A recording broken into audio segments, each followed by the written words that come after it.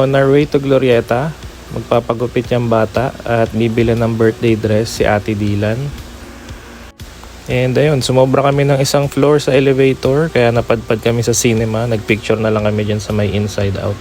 Kumain muna kami ng lunch saglit bago magpagupit si Davin.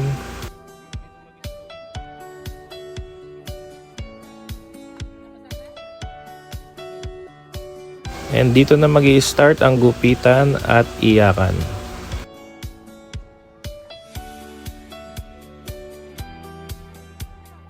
And so medyo takot pa si Davin kasi first haircut niya. Pero masaya naman siya sa kinalabasan. Ayan, kita naman. Pero hindi tayo sure. And si Ate Dylan naman, bibili siya ng birthday dress niya dyan sa Spinky.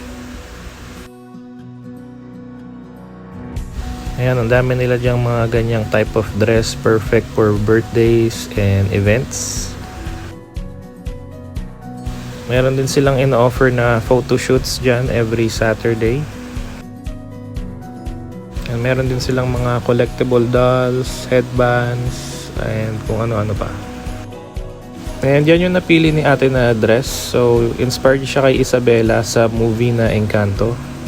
Yan yung napili niya kasi gusto niya daw yung color purple. Pero marami pa sila yung iba dyang Disney-inspired dress. Yan, tapos onting picture-picture lang. And yan si Mami, tuwang-tuwa din.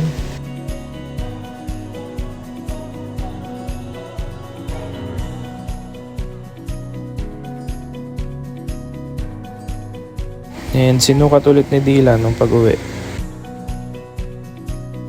Thank you for watching.